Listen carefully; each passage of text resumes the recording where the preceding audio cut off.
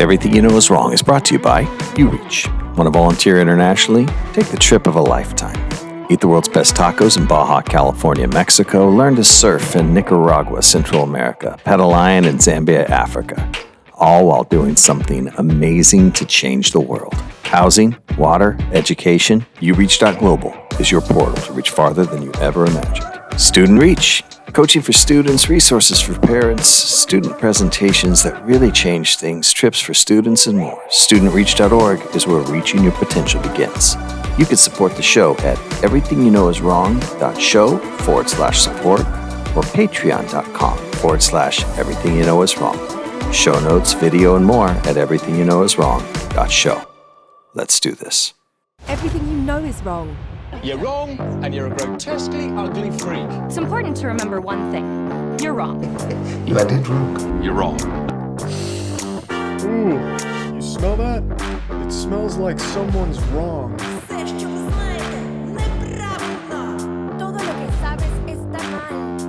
Everything you know is wrong. Everything you know is wrong. Everything you know is wrong.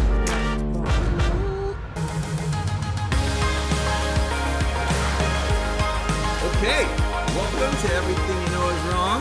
Where the blind lead the blind. And we question everything. Everything. That's right. We're talking about myths, mysteries, and misconceptions. And man, today we have a great interview scheduled. Yeah, today was great. And we both have known this kid for a long, long time. Not a kid anymore. He's twice our size and doing big things. But I'm excited. I'm excited to talk to him and get into it and see what life's like for him. We're still teasing you, those of you listening, who it is. But you're going to be excited, especially if you are a sports fan. That's right. That's right. I don't think it's actually a secret. So I think we just introduced it. But yeah, it's going to be Josiah Deguara. And this was a great interview because... here is just like normal kid, you know, who grew up. His dad is a friend of mine, and so just grew up in a normal circumstance and went to high school, and then it just rose through the ranks of college and ended up with the Green Bay Packers in the season of drama for the Green Bay Packers. Yeah. Yep. So totally crazy. So we're looking forward to that interview. But, hey, what, we like to start out with a couple of things sometimes. And so, Robbie, here's the question for you. Uh-oh. Yeah. What have you learned recently that you were wrong about? What have I learned recently that I was wrong about? Okay, this is a good one. Oh, man, if you're listening. Oh, I hope you receive this. I'm trying to. When other people, and the things that they do, it's not about you. Ever. Their thing that they do that you think is about you is not about you. Yeah, and let me say it a different way from my own perspective. My interactions with humans and people and what they say and what they do and how they act and the facial expressions and the lack of texting back or all these things, I didn't realize until I had to that I would take all that upon me. And you don't do this very much. No, I think part of me getting help is being around you, Jeff. I'm serious. Yeah, I know. And maybe you do it more than I think you do, right? Because we all, have a thick skin we can put out. But I know for me, I do it all the time. Yeah. And so with that, it's just pain and misery. You know what I mean? I do. Instead of being like, hold on, what's going on here? You know, and then the way I feel, really going, well, that's about me. Yeah. Yeah. And what they're doing is about them. And then my reaction, see, that's my responsibility. And we do a lot of this in coaching. Yeah.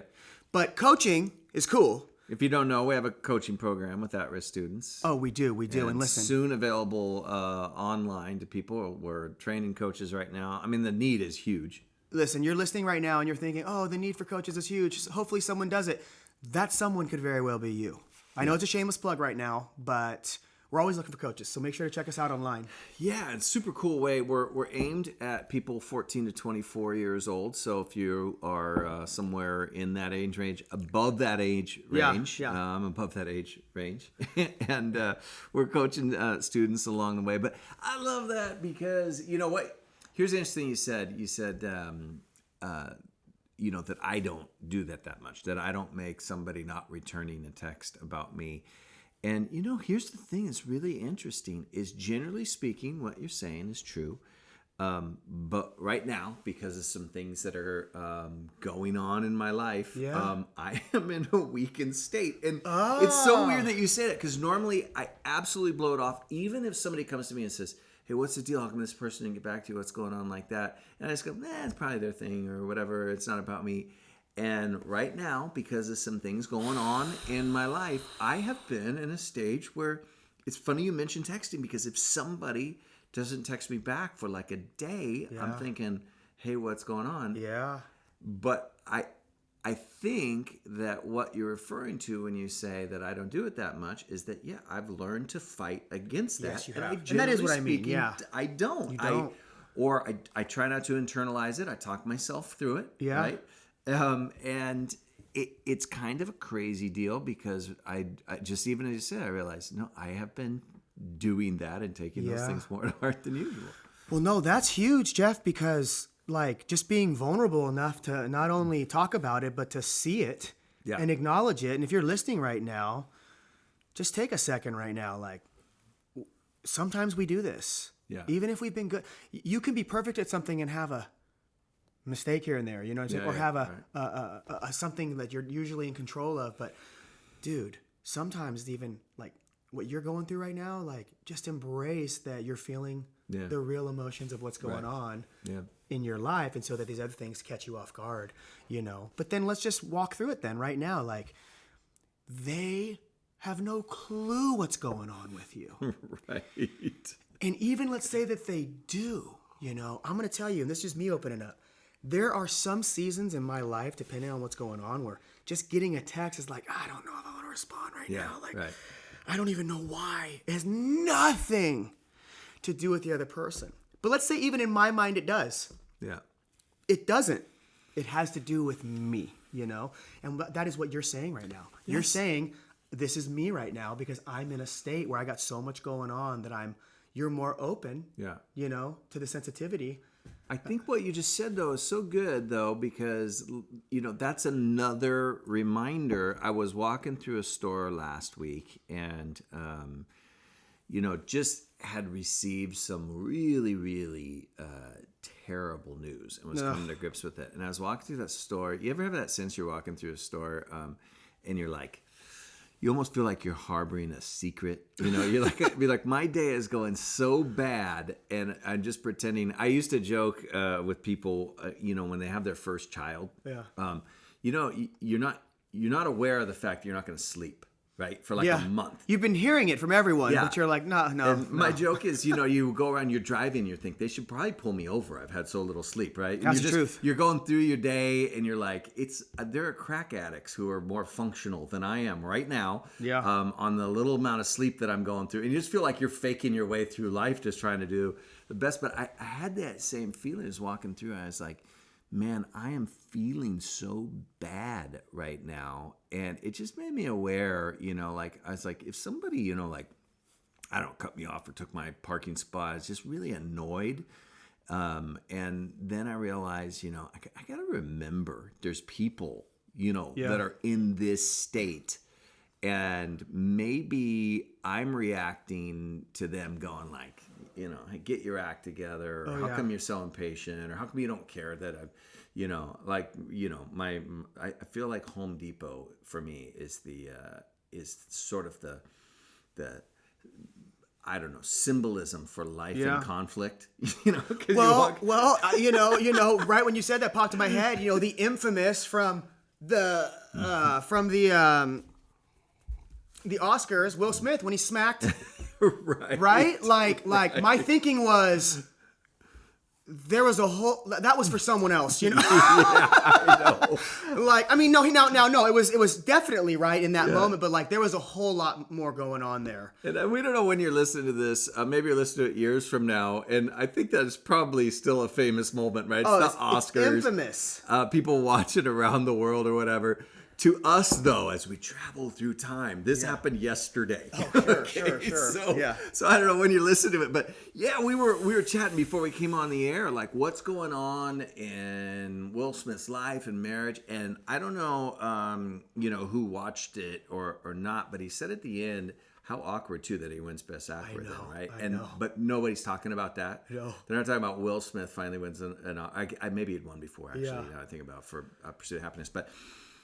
That's all anybody's talking about. But he said... Hey, that was nice. He just pulled out. Yeah. That pressed me. A professional talker. He said two really interesting things. Number one, he said his friend Denzel Washington pulled him aside and said, my friend, at your highest moment is when the devil comes after you. Now, I don't know what people think about, the presence of evil in the world and whether the devil's a real thing or evil personified, or maybe it's just, a metaphor. Yeah. And I think Denzel Washington is a person of faith. But, man, that is so true. We think about weakness being at the low points, but sometimes that's when we're looking for it, man. Yeah. It's at the high points when we think, I am entitled. Yeah. Is when we get hit the hardest. Oh, yeah. We think I am entitled. It's that when we just won the game, the state championship, and then somebody doesn't return that text. Yeah. That so often is the Well, point. especially, right, when the ego is out of control. And sadly, there's not very many people on our planet whose ego's intact. You know what I mean? And really, the ego was built to protect you. When we were young, and we learned things that made, this works. That made them laugh. Oh, okay, that's made them so they stopped doing this to me. Okay, this, and then we built this thing. Now we're adults. It doesn't serve us anymore. But if you hurt us, we turn into a, Well, I hit you. I'm a little kid. You hurt me. I smack you. It's like, and I hate to tell you, I'm not going to say my age because I don't want to. But like, sometimes I hate when I feel like a little child. Your when I'm age a grown still man. begins with a 3. I'll just say that. Yeah, so that's good. No, I always joke. I wish my weight began with a 1. But the other thing, the other really interesting thing that Will Smith said in that. So Will Smith, one of the most famous people in the world, and he said this. He said, "To do what we do, you have to take a lot of nonsense." I forget the exact word he used. A lot of garbage from people. He said, and you have to pretend that it's okay. I felt that on a different level myself. And I thought there's 2 things wrong with what he's saying. Is number one, you don't have to pretend it's okay. It's how he feels. Yep. Secondly, if you feel like you are entitled to respect from other people, because he said you have to take the disrespect. That's the word he used. Yeah. When I see somebody saying I'm being disrespected or they showed me a lot of disrespect, I usually see somebody who is wounded in a way that's not good for them. Yeah.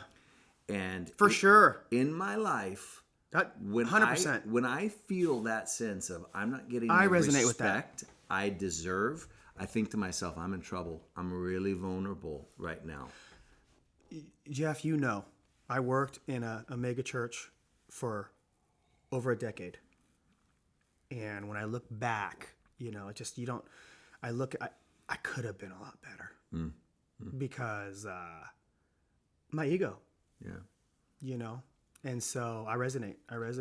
I try to remind myself nobody owes me anything. And now I may have to reevaluate a relationship and maybe even but it feels like trust. people owe you something. But you're absolutely right, and that's and that goes right to what I'm saying is you have to come to this place where it's like, okay, hold on, what do I want to be really free, and love people, and be in integrity and honest, or do I just want to, numb myself and stay in my ego and stay right, like I'm right. Often I try to prove my rightness. Right. Why? It's really interesting, and in our conversation today to transition to our thing.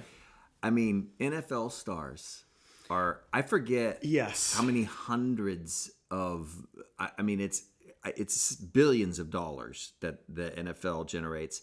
I don't know if people realize, But the NFL. So last night, to us, as you travel through time, there were 8 million. It's the second time you did that today. 8 million people in the United States. I know, it's crazy, right? 8 million people in the United States watching the Oscars. That pales in comparison. If you look at the number one television show in the United States of America, it is an NFL game, followed by an NFL game, followed by an NFL game. I think maybe the top 20 or 30 television events for the year are NFL games. Okay, It is the biggest show on the planet. It is. Now people can say, regular European football, and I don't know about all that, but who cares what the Euros do? We're important here in the United States. Well, hold on. We got to get into this. But no, because you've done more traveling. You've traveled more places than I have, but I've traveled quite a few, and because I love football. I love it. It brings me joy. Do you mean what do you want to do? NFL football or European? I mean football? NFL football. But as I got older and started traveling more, yet you're a Raiders fan. oh yeah, diehard baby. That is weird. Oh, I know. Isn't that seem like you're in for a kicking if you're an NFL fan? Well, we have 3 Super Bowl championships, and that's more than at least half the NFL. No, it's But pretty no. amazing. But listen. Here's the deal. I went out and I actually gained a love for soccer. Even part of me wished I would have played. A lot of the guys were about my height, and I loved sports. I love football. I was too small. But listen, football's huge. Yeah. But in America, or soccer, right? Yeah. Football in the world is huge worldwide. I've actually gained a love for soccer. It is the number one most worldwide sport. Yeah. But in America, you got baseball, you got basketball, but football, it's just something special. I love all the sports, to be honest with you. But football, NFL, it's a big deal. It's a big market. And we talk with a kid who is a man who's been through adversity. And let's stop talking about it. Why don't we just talk to him? Here's the one thing I was going to say to tie our two conversations together here. The one that we're about to do and the one we've been having is this. Josiah Deguara comes into the league as a rookie and has to earn his way. Yeah. And then we'll get into it. Something ends his first season. Yeah. And then he wonders, am I even welcome here anymore? And then comes back into the league second season and has to earn his way. Yeah. And on one of the most famous and storied teams in NFL history. In the meantime, maybe the second most famous NFL player in the world right now is going through a situation where he says, I don't even know if I'm going to play because this team that I've given my life to has not shown me the respect that I deserve. Ooh. And ego is the enemy, man. And we didn't talk a lot about the Aaron Rodgers saga because we don't want to get Josiah in trouble. Well, we want to talk about him too. Exactly, but him.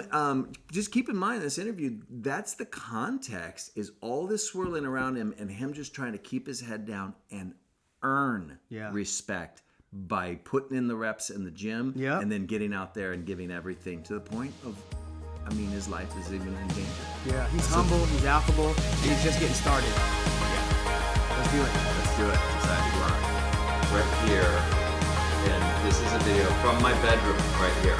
This is from my DVR. Right there. Yeah. And look at this. Oh, number 81. Oh, he's over the front. Oh, zip. Yeah. Oh. And he could go. Oh. How does that feel, bro? Yeah. Dude, that feels great. That was like a lot of just, throughout the season you go through a lot of ups and downs, and we could talk about that more later, but from that specific moment it's like, man, this is an awesome moment. My mom and my sister were there, so it was great. Yeah. And as you could see, I was like looking back, I was like, where is everybody? I was like thinking someone was going to catch me, but no, it was an awesome moment. So we should probably say, this is Josiah Deguara, and he plays tight end for a little team called the Green Bay Packers. Yeah, and we're going to talk a little bit about NFL, about achievement, about professional sports today. But, that was really cool. Your dad and I have been friends for 27 years now. And so... How many months? We only count babies in months. Yeah, exactly. Actually, we were just texting today, he and I. But when that happened, I think he was preaching when that happened, and so I texted him, and I thought, I don't want to fight. I don't want to spoil it, So I was really careful what I said. I thought I'd send a text that, it was like something I probably should have read it back. I should have probably prepared for this in some way or form. But I was like, dude, no way, look at that, look at that. And it's so cool because I'm sure you've played it back. You probably carry it around just in case you meet a girl. You just go watch this. Yeah. This is who I am. I've watched it a decent amount of time. Yeah, but the commentators are like, look at the speed, look at that, that's a tight end. Mm-hmm. I mean, that's be a pretty cool moment. Yeah, it was awesome. And I did talk to my dad, but he said that people were tagging him and texting him. He didn't know what they were talking about. And then he looked at his phone and saw the video, and him and a couple guys that were watching it. It might have been like in between service or during worship or something. Like he said that he watched it and was going crazy. But yeah, it was an awesome moment that that came together. Last game of the season, so it was pretty cool. Because your dad, for people who don't know, is a pastor of a church here in Sacramento, and has been a pastor for basically his whole life at this point. Yeah, that's how I met him. Yep. Yeah, and he and I are friends. So I've been watching you from afar. So we probably should say you're the leading tight end in receptions for University of Cincinnati, right? Hey, go Bearcats! Yeah, go Bearcats! Pretty big deal. And then when it came to draft time, you actually drafted a lot higher than a lot of people thought you're going to. Yeah. Green Bay Packers, who were taking a run at the Super Bowl, saw something in you they really liked. Yeah, it was. Draft night that's when all your dreams you ever dreamed of as a kid they come true, and that there's videos out of our whole family going nuts and stuff like that, and it was a great moment, and it was a blessing. And as you said, I wasn't projected to get drafted as high as I did, and that's a God thing, just being able to be in the position I am. I'm with the Packers for a reason. Yeah. And it was dreams come true, man. It's a blessing to be in the position I am. You could have been drafted anywhere. Could have been to the Jacksonville Jaguars. Yes. Could have been to the Texans. It could have been to some, the Browns. Where'd you want to go? Did you have? Green Bay Packers. Yeah. Very good. Very good. You're a favorite team growing up, right? Yeah, exactly. 100% California kid, cheesehead. No, you had to be pretty psyched. I mean, so your dad and I have been friends for like 27 years. We used to ride together to a meeting about an hour away together. So he and I were talking about it, and I was like, whoa. I mean, that's a Super Bowl contending team. I mean, you had to be like, there's no rebuild going on. This is we have a chance of making it really far. As a matter of fact, you did make it really far this year. But what was that like? And you went higher in the draft than they were predicting, right? Yeah, no, it was special. And I didn't know. Obviously, about the Green Bay Packers, historic NFL franchise. Yeah. But I grew up in California, didn't follow them too much.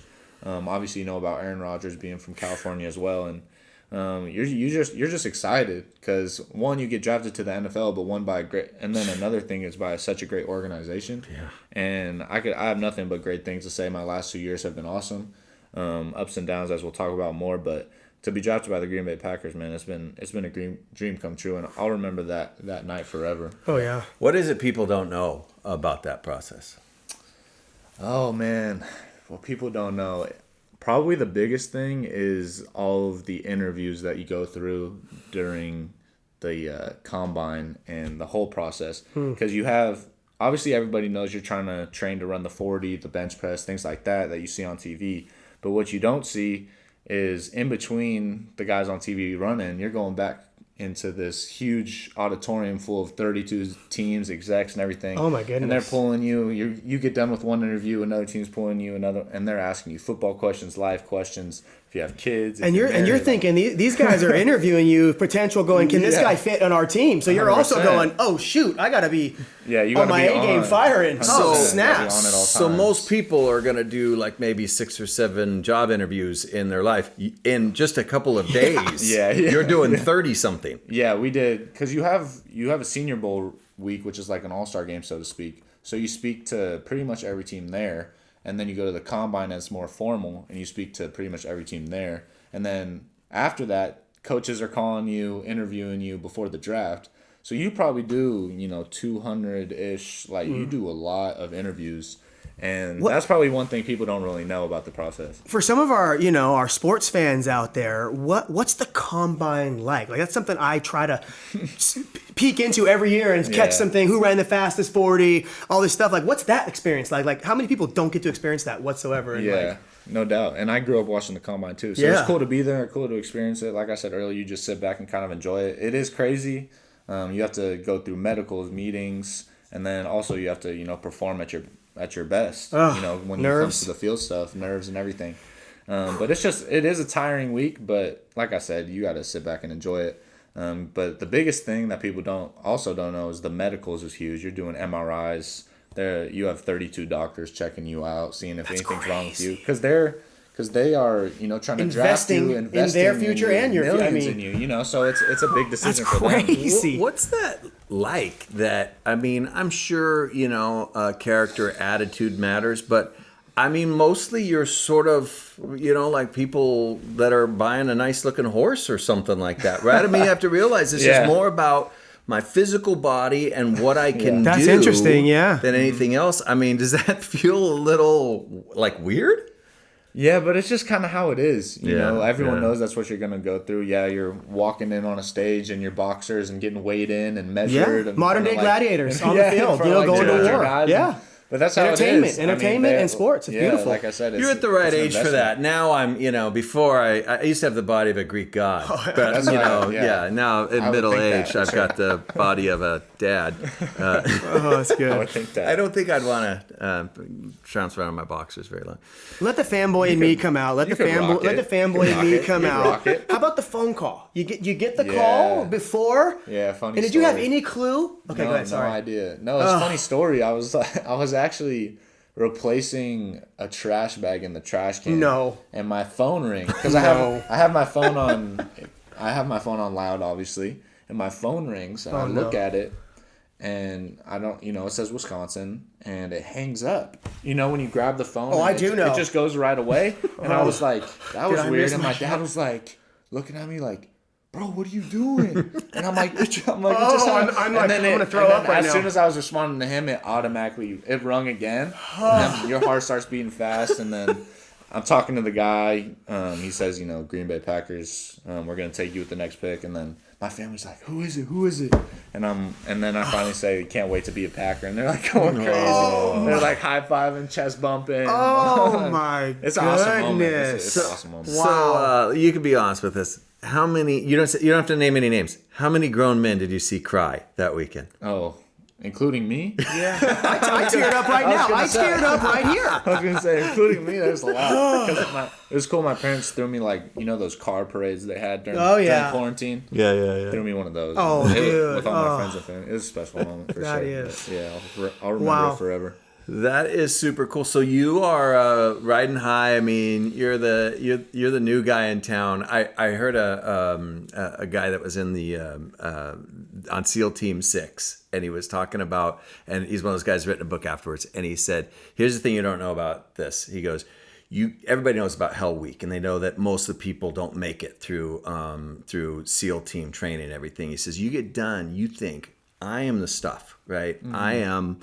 I'm here. He goes, you show up and those guys go, we aren't impressed. We all did that a long time ago. Yeah. So don't think you're something. That's how it is. You made it, and then you get around a bunch of guys that are like, we're not impressed that you're an NFL player. We're all NFL players. Hey, I'll tell you right now, I'm impressed with that analogy, Jeff. That is. That was fire. That's a great analogy. For not being prepared, that was pretty good. That was a great analogy. That was awesome. But it's true because, you go through college, and it's the same... kind of the same thing. College is probably a little bit worse, but you're in high school, you're coming off a state championship like we talked about, and you get this scholarship. You're thinking, I'm gonna play right away, and then you get redshirted, and you're at the bottom. You're the oldest guy on the team's like 6 years older than you.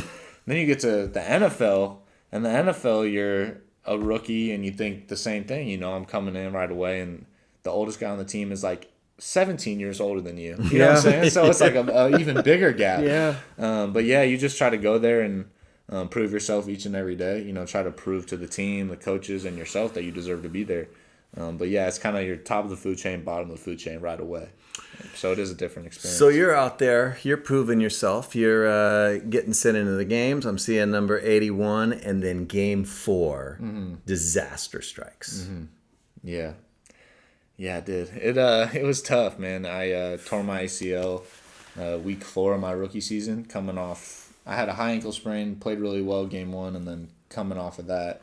And tell people that aren't sports fans what that means, that you tore your ACL. Yeah, so your ACL is pretty much what holds your knee together. People don't understand that. And then I tore that, and I also tore my meniscus and that's not like you get my better. MCL. And no, it doesn't. Oh, heal. MCL too. Yeah. I didn't know the so inside you have the and the trifecta. outside. Yeah. my So it doesn't heal on its own very well at all. So you got to get surgery. As soon as that happens, you're out for the year. For people that don't know, so that was tough to deal with for sure. It was a very hard moment. You know, you're kind of mad.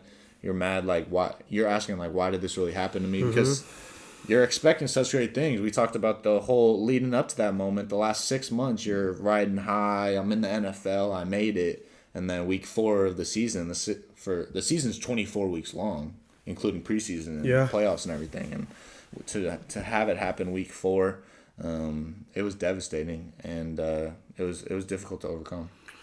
What is it people don't know about that when you have a serious season-ending, potentially career-ending injury? What is it people don't know about that in the NFL?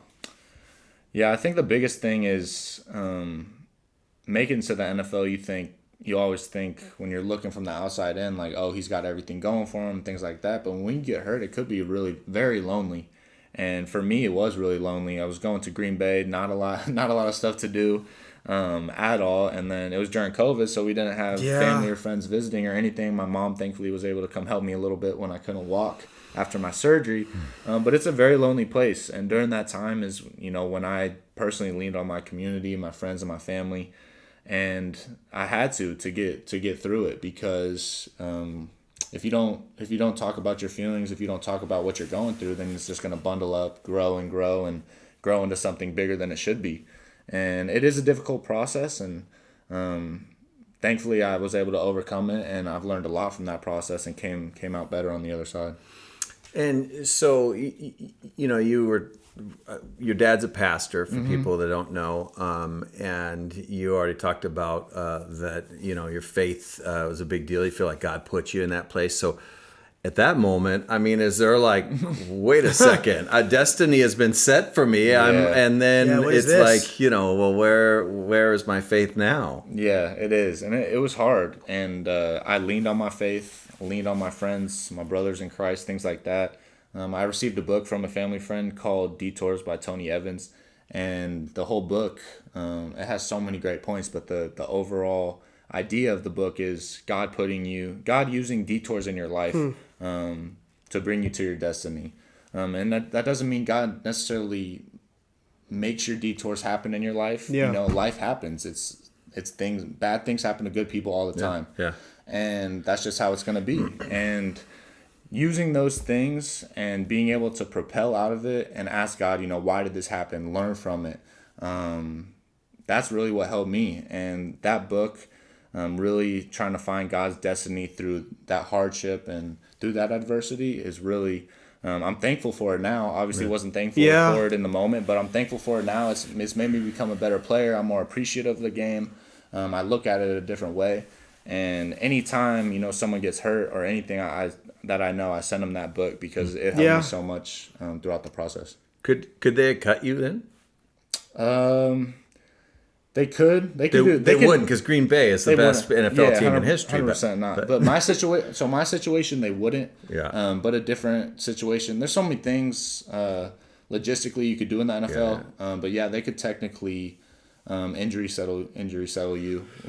With what it's called, and you never know what's going to happen, because it's the NFL. You got to make the team every year. Like you said, it could be, depending how bad the injury is, it could be career threatening, and luckily mine wasn't, and I was able to come back even better than before. So you go through your rehab, the knee's feeling good. You head back to training camp, and drama I mean, I don't know because you're inside the NFL, so I don't know if you know how big a story this was. In my news feed every day, there are 6 different stories about the drama surrounding Aaron Rodgers, who's from my hometown, by the way. So, really? Yeah, I went to the same high school that that my Chico? cousins went to. Yeah, Chico, growing up. But all of a sudden, there's this will he or won't he come back, and this whole thing. And so, I mean, all of a sudden, you don't even know for sure who's going to be throwing you the ball, right? Yeah, and that's a crazy process, but that's the NFL. The NFL is a business. The NFL is people in the media try to get every headliner they can, no matter what's going on. So for me, I just through anything I go through injury, if I'm going through good times, hard times, it's just controlling what you can control.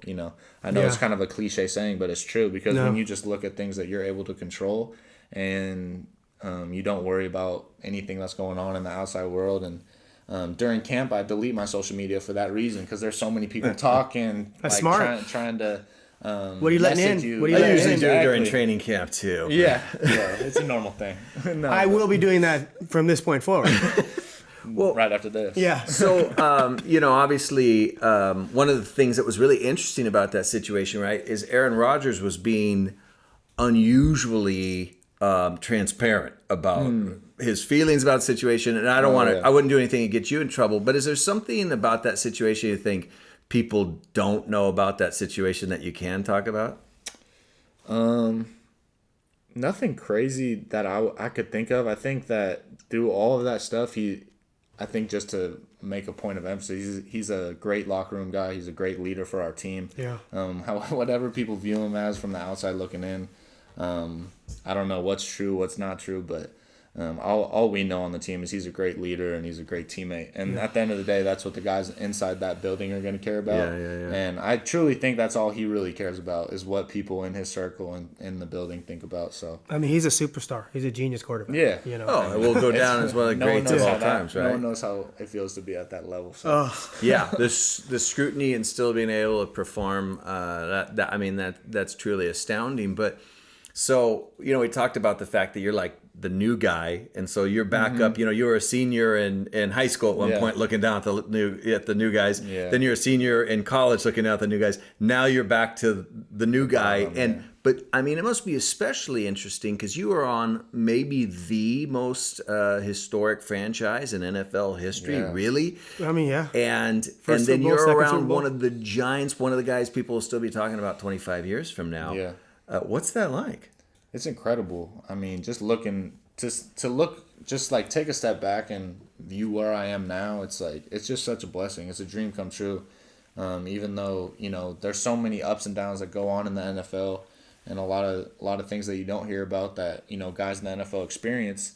I'm just grateful. I'm grateful to God. I'm grateful for everybody that's helped me get to this point because, without those people in my life, I wouldn't be here. So it's just a great experience. I love playing in the NFL, and it's a dream come true. So this season was also a lot of ups and downs, and I'm in case we have people that aren't sports fans, don't worry, this isn't all so sporty, but because there's real life human drama going on. You had a very serious injury, a concussion. You were held out of game this year, and what was that like getting injured again? Yeah, it was hard to, after that happened, because I came off my ACL and I'm thinking, I'm going to be great, play right away. Like, I've overcome my hardship. Yeah. And then and rightfully so. Yeah, because I overcame a lot to get to that point. Yeah. First game of the season, I'm excited. I'm like, man, this is about to be my year. And then I literally get knocked out on the field, knocked out cold. Who hit you? Yeah. Well, it's called a cut block, okay. So I dove at the person's leg, so I have no one to blame but me. Yeah. But it is. And you've seen it, I'm sure. But I mean, you hit. I went limp. You hit, and you just went boom, limp. His knee hit Sack right on my head. Oh. And my mom and my mom, my dad, and my aunt were there, and I was like, man, they were freaking out. So as soon as I snapped back into it, because at first I didn't know where I was. When I snapped back into it, I was like, I need to call my mom, tell her I'm okay, because I know she's freaking out up there. I think my dad tried to get on the field. I'm like, Dad, this isn't high school. You can't get on the field. First of all, he probably made it on the field. It's like that's one of the best things I've ever heard. That's what you said when you. I mean, I'm serious. That's like. Yeah. That's something special what was about on your my family. mind because I knew how how scary that moment was. But in that moment, it's definitely tough. I talked to my parents. I'm like, man, I just can't catch a break. Yeah. But after that game, I missed the next game just for protocols, concussion protocols. Yeah, which the one game NFL minimum, yep. Yeah, which the NFL does great with. But after that, blessing, I played 17 games uninjured. I didn't get seriously injured. Yeah. Nicks and bruises here and there, but that's part of the NFL, and I'm just glad to be able to play a whole season uninjured. It's not common that happens. Yeah. So to be able to do that, sitting here now, I'm just trying to catch that momentum, bring it into next season, and come back even stronger. So then you had another up. You got your first NFL touchdown. Talk about that for a second. Yeah, that was amazing. My parents were there. They were sitting right in the corner with Scott Hagan. On national. Scott Hagan, who we also interviewed. Yeah. He was there with my parents, and it was literally right in the corner of the end zone is where I caught the ball, and they were standing right there. And Scott was like videoing it. It was crazy. I saw it 3 different times on Instagram, and I teared up, man, just watching that moment. And I know your dad, and just being a dad, watching any dad for that matter. For sure. It was just so special. And then just the connection to you guys, I thought, dang, man, I'm getting old crying like this. Yeah, it was great. It was pretty amazing. It was an awesome moment, and then getting that monkey off my back, that first touchdown, it was nice. Sorry. It was great, man. So that was like. Through a season of ups and downs, I was like, man, got one. So that was a great feeling. Yeah, and then another huge up was, I don't know, was that the longest touchdown run by a tight end in the season, or do you know? I'm not sure. I mean, 62 yards for a tight end that's not normal. Yeah, it was probably up there. I know it was like the 5th longest that week, so there's probably a lot longer. But yeah, tight ends usually don't get that long a touchdown, so it might have been. I'm not sure. For people who don't know, tight end is like you mix blocking and you typically catch short passes as a tight end. Kinda, yeah. Not necessarily. We're not like a receiver like going downfield running go balls all the time. It does happen. Yeah, but we do a little bit of everything. We block, we catch the ball, we protect the quarterback, we sometimes take handoffs. Like we do a lot of different stuff. So jack of all trades, people like to call it. And then my second favorite tight end of all time, Darren Waller. He catches some deep ones sometimes. Yeah, he's a great player. Obviously, you're my first. Oh, that's an honor. It's an honor. I was like, who's first? 100%. No, 100%. 100%. It's interesting too because the tight end has become such a huge position. I mean, forever it really wasn't, and then even over the last 5 years, become such a prominent position with guys like Gronkowski. People don't know that. That's a guy that I'm sure can spell his own name, but he doesn't sound like it when he talks. Can't. Yeah. and then in Kansas City with Kelsey. Kelsey. No Bearcat, Cincinnati alone. That's right. That's right. And the stuff that went on between the two online during that season, I thought that was so special too. Yeah, he's awesome. He's a great. I didn't know he was a Bearcat until then. Yeah. That was cool to see as a fan. So he loves his Bearcat alone. Yeah. I respect him a lot. He's a great player. Yeah, and then my team 49ers have the second best in the NFL after, of course, Josiah Deguara. Don't take my heartfelt joke. But the tight end has become this position that it didn't used to be, at least in my time of watching football, where, man, it's all on the line, and it's it's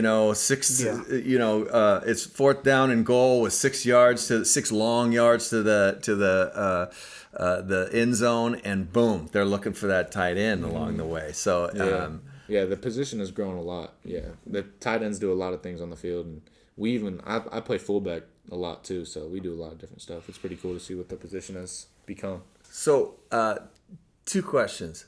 How bad did you want to make it to the Super Bowl this year? Oh, man. And how much did you think that you would? I mean, obviously one of the best teams with one of the best quarterbacks, the MVP of the entire league, is the guy throwing the ball to you. Yeah. What's that like? Yeah, it's incredible. As a competitor, I mean, that's the goal for every NFL team going into the season. But when you have a team that we had, so much talent, it's probably one of the best teams talent-wise that I'll ever play with. And great leaders, great all-around team, and it was special. And I've only been in the league 2 years. This is what 16-year veterans are telling me, Yeah. So it was a great season, man. And obviously it hurt to lose that game, but after the hurt goes away, to look back maybe a couple weeks, maybe even a month later because that one stung. But when you look back and look at the season and what you were able to do, what you were able to overcome, personally as a team, you got to be proud of the work you put out on the field. And obviously didn't end the way we wanted to, but it's kind of cliche, but it lights a fuel to the fire going into next season. Yeah, so, I mean, you got a bunch of guys, average salary in the NFL is more than $1 million, I think, right? Average probably is. Yeah, so, you got a bunch of guys that are making a bunch of money. How important is winning to those guys? Like, I remember as a kid playing various sports, even if it was just, like playing, on a concrete thing with a softball and just, you want to win, right? You're playing to win. How many of those guys are just so dialed in that, you're young, right? So you're heartbroken that you didn't make it, maybe. But I think that's most guys on the team. Wow. Just from hearing, there's definitely guys around the league that do it for, the check and things like that. And that's all nice, but you got to love the game. You can't last in the NFL if you don't love the game because it's not just the 7-8 months you're in the season. It's the whole off season training, working hard to get there, So I think the NFL is full of competitors, and that's why you see every single year there's usually different teams on top because guys work that hard in the off season to get there. So most guys will win, and obviously it's a blessing to, be in the NFL and be in that position, but guys want to win. Trust me, guys want to win. I'm a diehard football fan. My growing up all time to this day team is obviously the Raiders from LA to the Bay, and now we're in Las Vegas, I'm right? not sure that was obvious to anyone. But I love football. I love football, and it's a great sport. and so I look at the Super Bowl and I go to Stafford. Man, he played how many seasons? And then Von Miller, who played for Demaryius Thomas, and just little things like that I pick out going, oh, good for them. The people maybe I wanted to get it didn't get in there. For sure. The second is, what can I find? Because I love the sport, and I just think it's so amazing. You get to do this, man. I think you played at the top level in high school, then went in college and set records, and now you're in the NFL. You really are living the dream. It's just the coolest thing in the planet. Yeah, you said a good point, though, too. Like, when you peel back the layers of the NFL, and a lot of people just look at it as players, not as people. And at the end of the day, the NFL is full of great people. Yeah. I've met some incredible people just the last 2 years. I can't imagine if you're in the league for 15 years how many amazing people you'll meet. People are there for a reason. And then there's Raiders fans. I don't know. I might have grown up a Raiders fan. He pleads the fifth. I might have grown up a Raiders fan. He plead the fifth. On average, You don't as have a to say Raiders it. fan, meeting other Raiders fans, how many felonies does the average Raiders fan have? What, probably 20? I don't know. You just got to go on Bart. And, My favorite question when I meet a Raiders fan is I say, oh, where'd you do time? And usually, No one laughs. No one laughs. I don't know what this guy's talking about. No, Raiders fans love to be the bad guy. That's their team. I know. That's why I was sad they left Oakland. But Okay, so I got a couple. Now it is what it is. I got a couple interesting questions for you. One is this. So I looked up your contract, and you sold for your yearly. You had a signing bonus that I don't remember, but your yearly salary is $1.2 million. Yeah, it's league minimum. Yeah. Or minimum, yeah. So, you're just a kid from Sacramento. Mm-hmm. What is that like to sign on the dotted line for $5 million? Man, it's unbelievable. And when all that Has that goes set down, in? it's no, it really hasn't, to be honest. Because you're just working. Yeah, you're just working as part of my job, and it's you're just grateful and thankful, and you try to give back to the community and people that have helped get you there as much as possible. And to be in the position I am, I just try to use my platform for things I'm passionate about. Spread the love of Jesus, and ultimately I'm blessed to be here because of the people that helped get me here. So I try to do that for other people, and try to bless others because I've been so greatly blessed. So, a lot of people, right, they're, forget sports. They're just trying to be successful, trying to get rich. And really, you've become somebody who, assuming your contract plays out and everything, who has achieved more financial success than most people are going to achieve. What is it people don't know about finally finding that success? Yeah, it's not all it plays out to be. I think that's what the world a lot of times is like. It's everybody chasing that the money, so to speak. Yeah, almighty dollar. Everyone's trying to get there, trying to buy the next best thing, trying to buy the most expensive thing, the thing everybody has right now. But at the end of the day, it's the NFL is not who I am. It's just what I do, and I'm a child of God. And when you get to that ultimate goal, which I'm at, obviously I want to be the best NFL player I am for as long as I'm able to be in the league. But I want to be known as a good person, a good friend, a good brother, everything that comes along with that. There's so much more than just getting to the NFL. It's like, man, you made it, you must have no problems. I'm like, no, that's not it. No, that's not it. Yeah. It's the NFL's full of people, and people deal with things. And, I'm just so grateful to be in this position and, just try to help others as much as I can. John Madden said that anyone who suits up and plays in one Division I college game or one NFL game, that your body will never be the same again. Now we know Rest in peace. We know Peace, Coach. CTE, and CTE is not even the big concussion like you had. Where for people who don't know, being knocked out on the field is not normal. No, we only see that a couple times a year maybe, and it's extremely scary. Mm-hmm. So you had a big concussion, but they think with CTE, and we don't know that much about the little hits along the way. Talk about that long-term health aspect for you and how you deal with that and how you try to protect yourself, but also what some of those things. Your knee might hurt the rest of your life, right? Sure. Well, I'll let you know my knee hurts, and I think it's gonna hurt. I drove my minutes of snowboarding. You're 40 now, so first of all, scratch that from the record.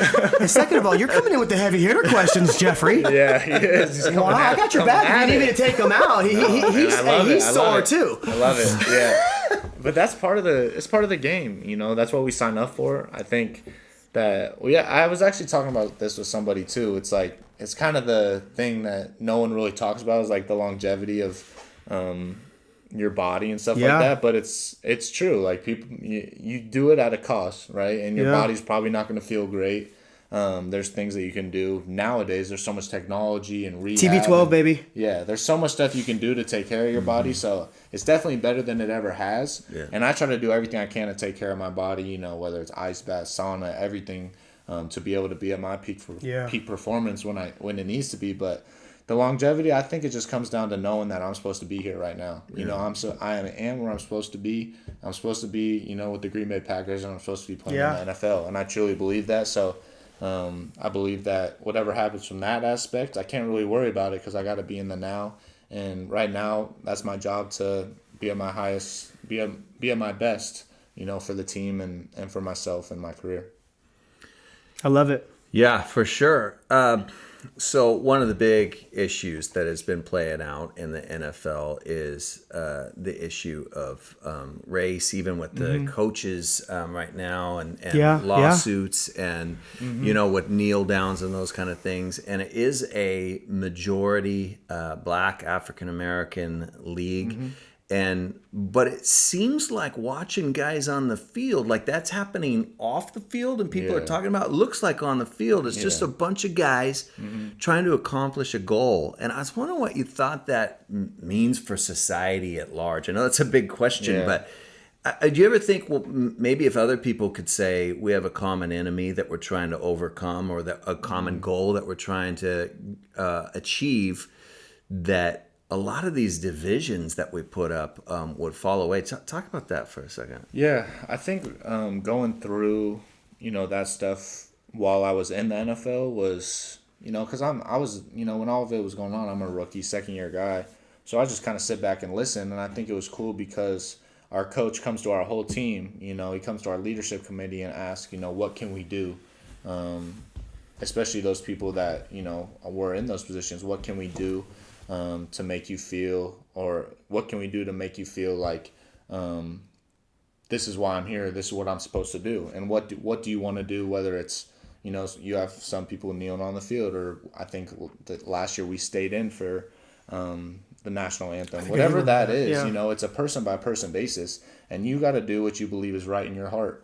And to just sit back in team meetings and have so many different guys voice their opinions, I think it is. And a lot of people say, like, you got to look at a locker room, and I think people should emulate what a locker room is. It's just a brotherhood. It doesn't matter what you look like, your skin color, or anything like that. The locker room's a brotherhood, and everybody in there loves one another equally, and it doesn't matter what you believe or anything like that. There's fights in the locker room, and then right after that, there's fights in the locker room, and then right after that, you're gonna hug each other like brothers. Yeah. So I think that's what people should do, is look at a locker room and try to emulate as best as possible, because it's a great place to be in. I think Robbie has one question, and I got one last one for you after that.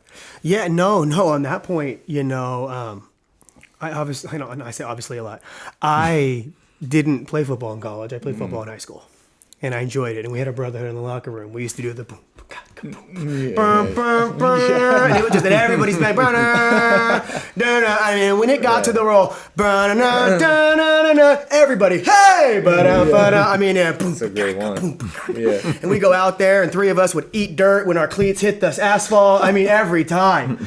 And I remember the brotherhood, and I was, in Sacramento, California, and we had a beautiful mix of people in that room, and all of our skin colors were different, and we loved each other. And I mean, a few years later, quite a bit actually, but I'll just say a few. Just a couple. I'm at a birthday party for someone's birthday, big celebration, and it's all of us, and we're all there, and it's beautiful. And even thinking, being from Sacramento, we see things even differently sometimes because it's such a diverse city. But in the world at large, and then you're going to the NFL where it's a big spotlight on all that, and so crazy, man. You have been through just wow, what an adventure, huh? Yeah, it's been at amazing. the top level. Yeah, it's been amazing. We're not done yet. No way. I mean, it's like the beginning. It's super exciting. Okay, so podcast Everything You Know Is Wrong, and so obviously a lot of people seeing you on TV. That's a one-way relationship, right? Where people just see, a lot of times in the NFL, they don't even really see your face very much.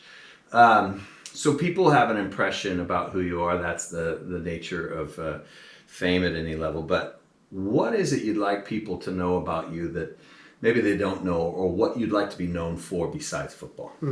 Yeah, I think that's a big question for athletes in general, because so many people find their identity. It's so common to find your identity in the sport that you play or the sport that you do, but also just in the world in general. It's so common to find your identity in whether you're a businessman or whether you're an entrepreneur. It's so easy to find your identity in what you do because that's so time consuming, right?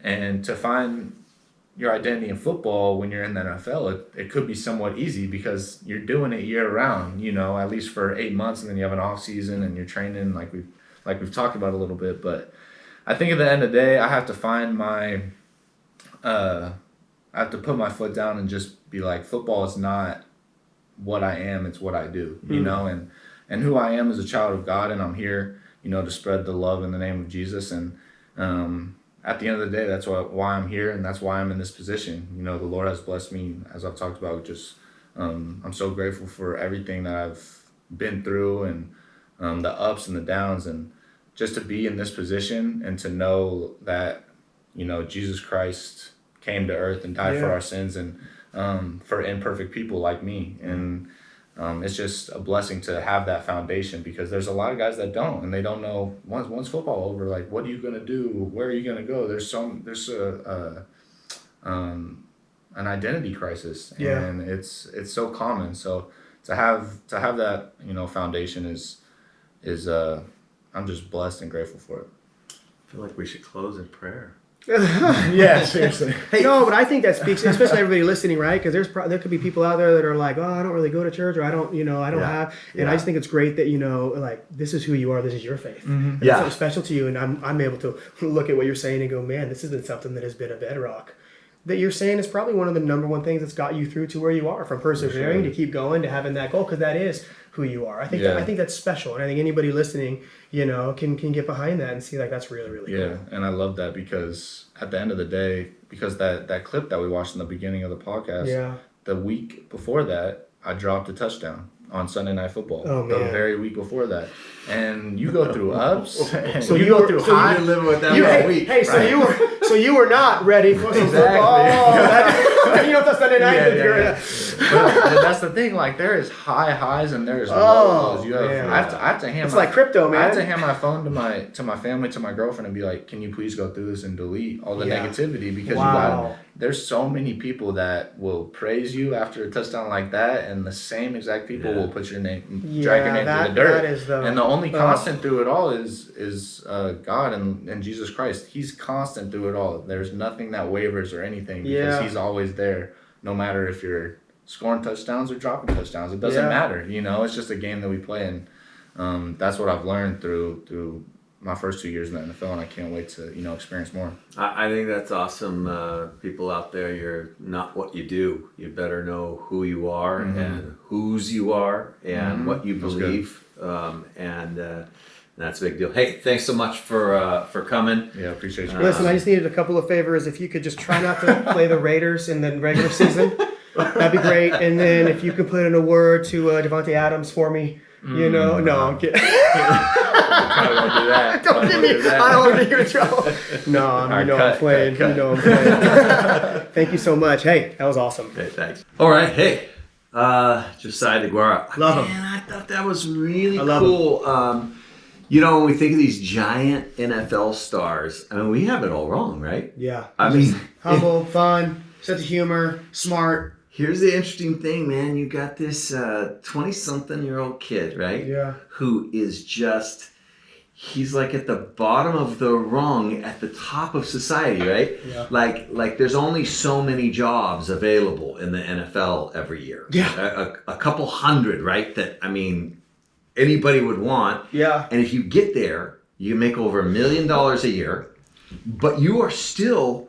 You're practically water boy at that point. I know. Even when talking to him, we only had so much time, right? We'll keep going on forever. But I was thinking, you don't even hear about how, like he's playing tight end on the roster. Now he'll have to earn a spot again, every year. But he gets, there's so many people that just want to make the practice squad, and that practice squad's not like chopped liver. You know what I mean? Like they serve in and out. They're literally beating up the team, preparing them for the next team. They're just one step away from being in that spot, and that's like your net. And so just the success he's had through the adversity, I hope you guys really enjoyed that. We kind of put it out there that you would love it. I hope you did, because I just thought it was so great to hear from him, just his journey, kid up and coming, and I just really hope he has a long, healthy career. That's what we're believing. And we didn't talk about it a lot, but he referenced his faith a lot of times, and He did. I was just thinking, I was going to ask you, thinking about this interview.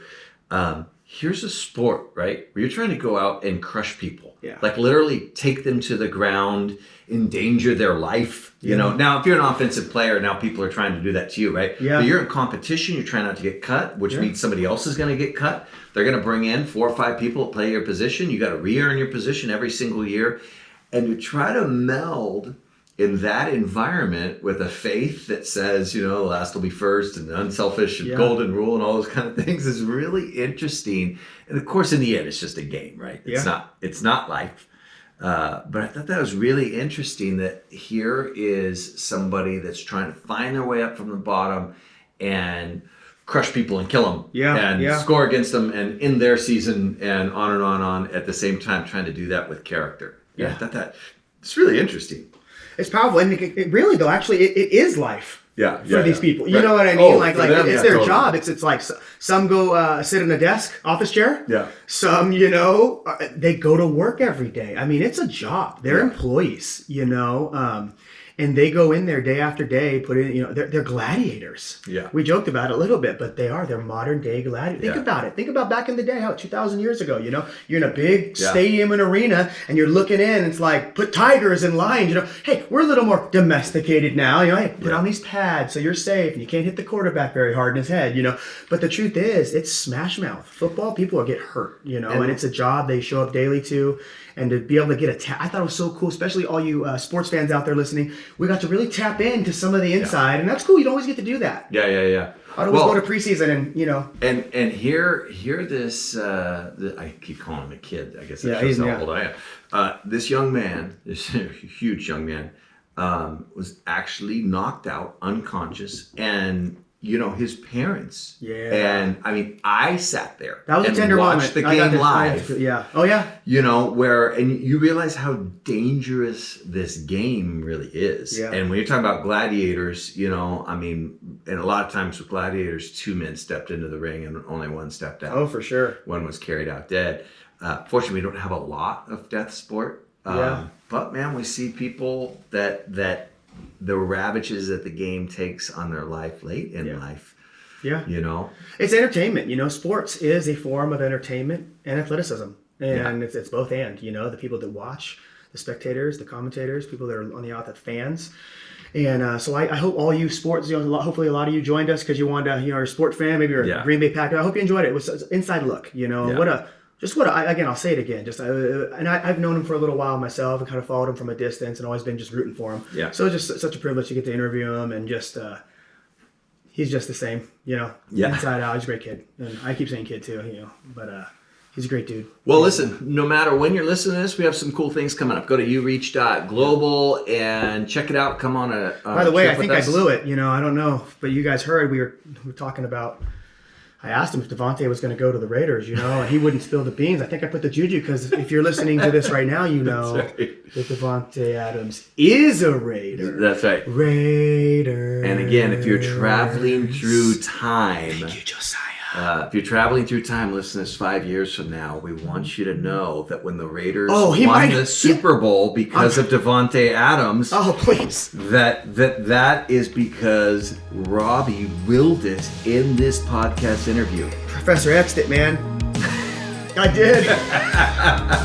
Hey, thanks for listening. Hey, everything you know is wrong. That's right. You can be more awesome than you already are. You can. Why not? Thanks for listening to Everything You Know Is Wrong. Don't forget to rate the show in your favorite podcast app and tell a friend. It really does help. Visit our sponsors, studentreach.org, ureach.global. Follow us on Instagram at everythingyouknowiswrong.show. Click the links. You can support us there too. And at patreon.com/everythingyouknowiswrong. You can be more awesome than you already are.